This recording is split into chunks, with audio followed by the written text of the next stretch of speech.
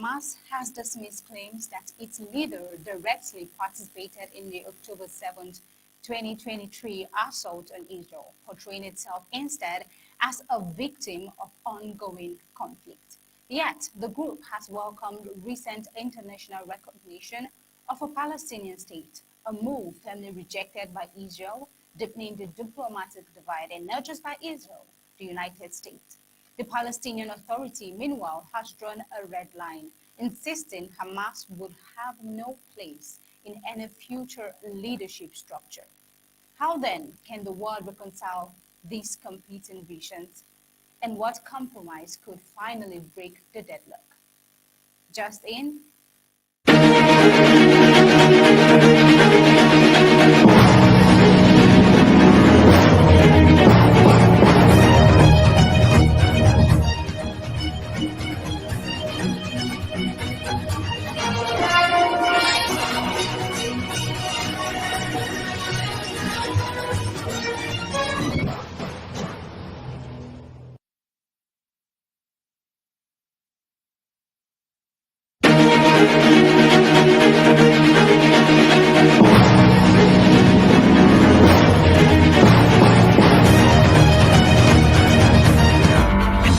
Independence Day for a people at war. Once again, the time has come for Ambazonians across the globe to unite and celebrate their independence on October 1st. A day of pride, hope, and renewed purpose is upon us.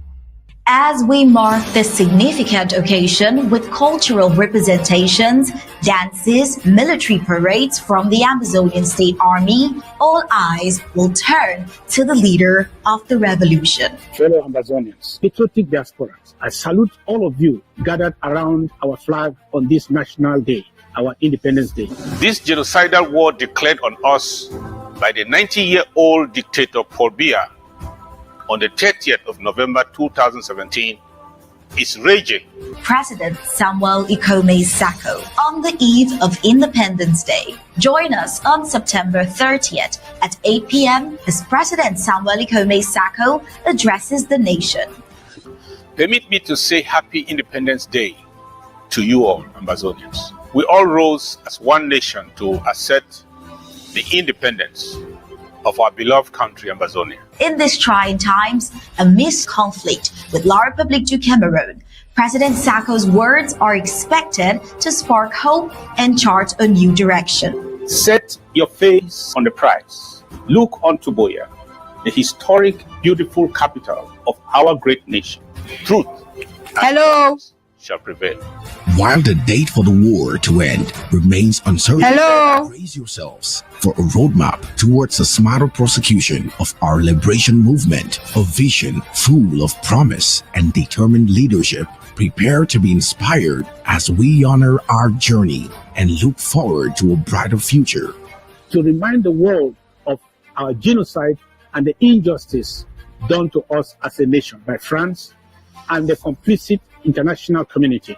Share our story with passion and courage, knowing that no one feels our pain more than we do, and no one knows our story more than those who have lived it, us. Let us fight as one man. Tune in live across all multimedia platforms and catch this monumental speech only on your favorite TV channel. Don't miss this pivotal moment. Together, let's reignite the spirit of Ambazonia. This Independence Day, immerse yourself in the words of our leader. Be part of history in the making.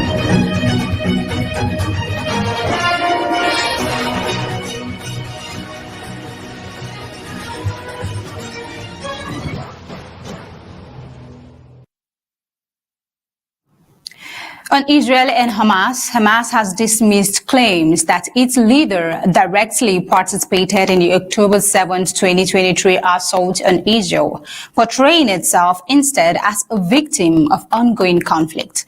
Yet the group has welcomed recent international recognition of a Palestinian state, a move firmly rejected by Israel and the United States, further deepening the diplomatic divide.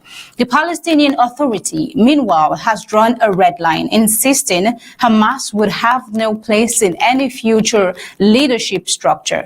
How then can the world reconcile these competing visions, and what compromise could finally break the deadlock?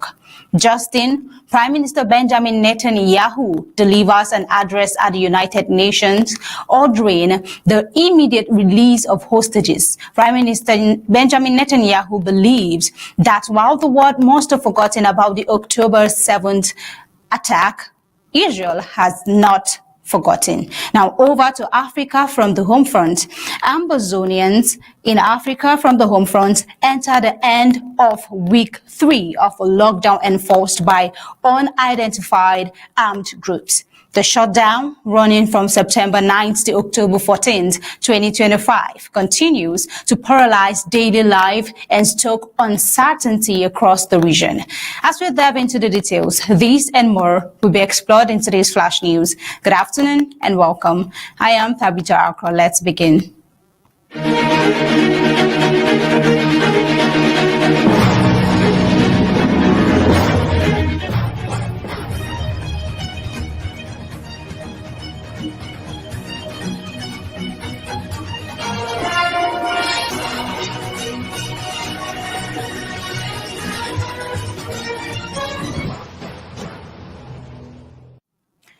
A senior Hamas leader has described the October 7, 2023 attacks on Israel as a golden moment for the Palestinian cause, insisting that the high civilian toll in Gaza is a price worth paying. Is that genuine? His remarks, made in an interview with CNN from Doha, highlights the militant group's refusal to accept responsibility for the conflict's devastating consequences. Let's take a look.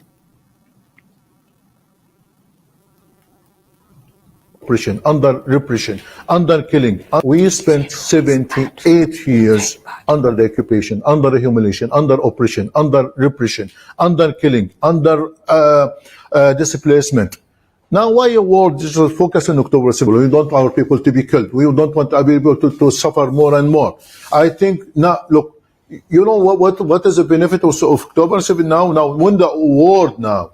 If you look to the General Assembly yesterday, when about 194 people opened their eyes and looked to the atrocity, to brutality of Israel, and all of them, they condemned Israel. We waited for this moment for 77 years in order to open their eyes to say that there is occupation, there is suffering with the Palestinian people, and we should end this occupation. Let me show you the words of your people. Okay, these are people in Gaza, and I want you to hear, because your own people in Gaza say that you do have responsibility for the situation there. I'd like to show you this.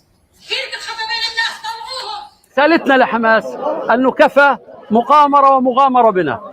كفاكم، يعني أنتم منفصلون عن الواقع، خاصة قيادة حماس الموجودة خارج غزة.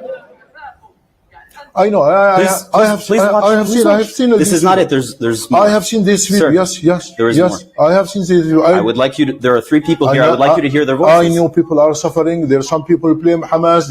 Why will you not listen to the voices of Palestinian people in Gaza? Look. Yeah, I know. This is not the whole story.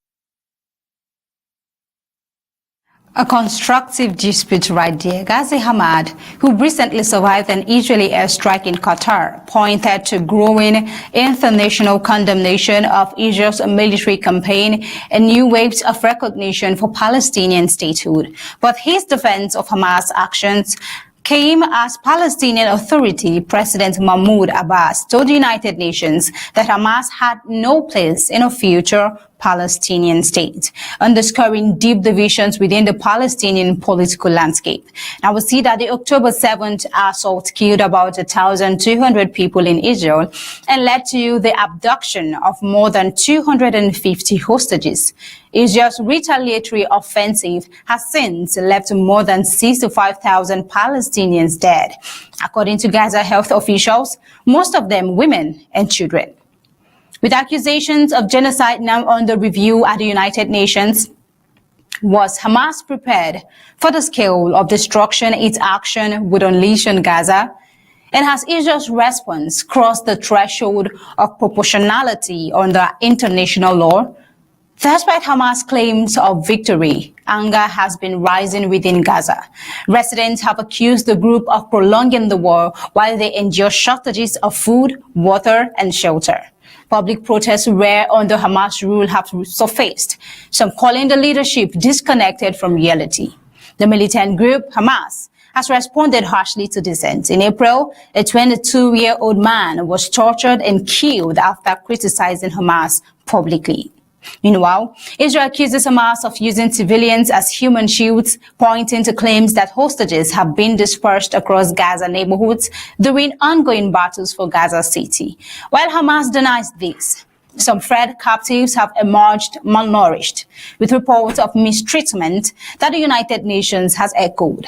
The group has also refused to grant Red Cross access, citing complicated conditions on the ground. Hamas also blamed the United States for failing to act as a neutral mediator, criticizing Washington's support for Israel. Talks over a ceasefire proposal were abruptly halted after Israel struck Hamas leaders in Qatar on September 9th, an attack that killed senior figures and nearly claimed Hamas' life.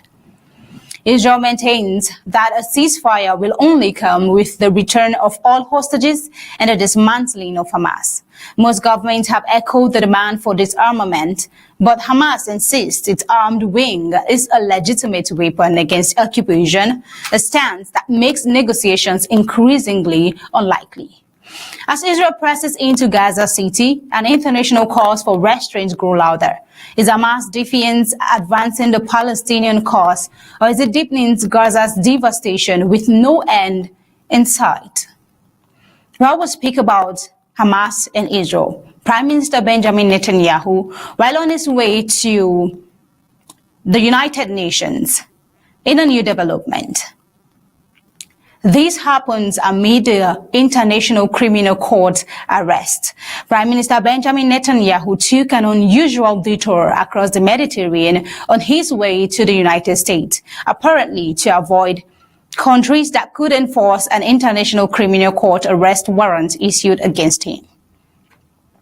Netanyahu departed Tel Aviv on Wednesday evening for New York, where he is scheduled to address the UN General Assembly and meet U.S. President Donald Trump. Instead of following the standard route over Europe, his flight traced the length of the Mediterranean before crossing the Strait of Gibraltar, flight tracking data showed. The aircraft briefly passed over Greece and Italy, but avoided French and Spanish airspaces entirely, significantly lengthening the journey. Why would a leader alter his flight path so dramatically unless the threat of arrest was real? The Prime Minister's office has not explained the diversion.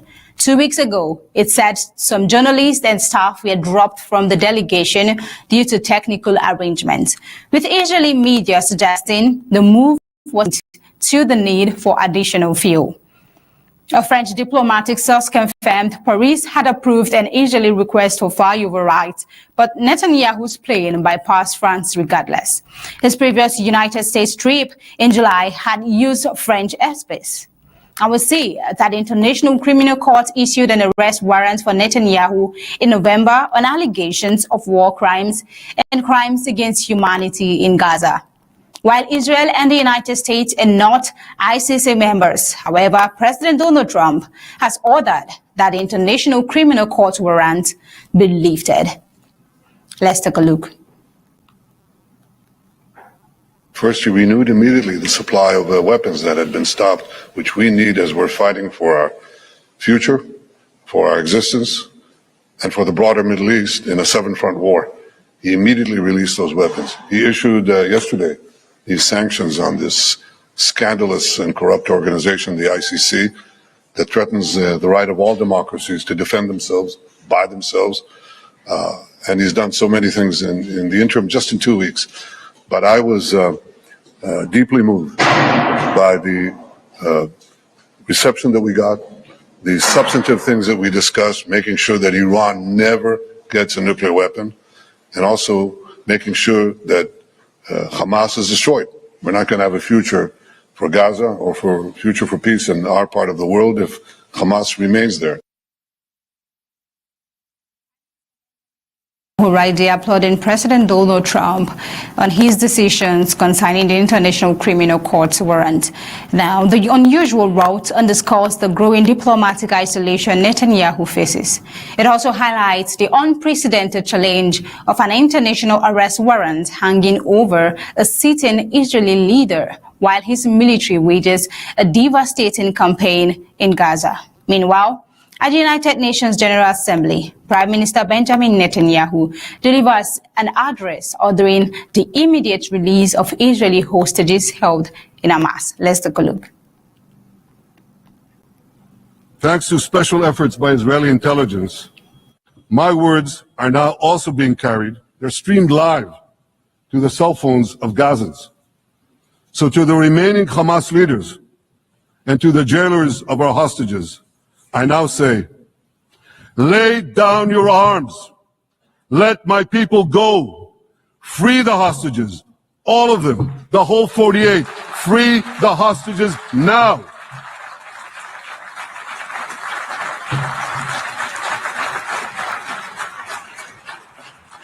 If you do, you will live. If you don't, Israel will hunt you down. Ladies and gentlemen, if Hamas agrees to our demands, the war could end right now. Gaza would be demilitarized, Israel would retain overriding security control, and a peaceful civilian authority would be established by Gazans and others committed to peace with Israel. Prime Minister Benjamin Netanyahu's first remarks right there at the United Nations General Assembly. Now moving over to the United Kingdom, Britain announced on Friday it will introduce a compulsory digital ID scheme for citizens and residents starting new jobs, a measure the government says will help curb illegal immigration. The digital ID, which will be stored on mobile phones, will become a standard part of employer checks by the end of the current parliament in 2029. Over time, it will also provide access to services such as childcare, welfare, and tax records. This development comes after President Trump's rhetoric cracking down on illegal immigration at the United Nations General Assembly. Let's take a look. Other countries are in the exact same situation with immigration.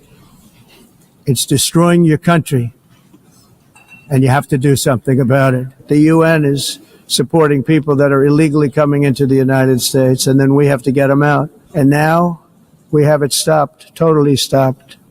In fact, they're not even coming anymore because they know they can't get through. What took place is totally unacceptable. The UN is supposed to stop invasions, not create them, and not finance them.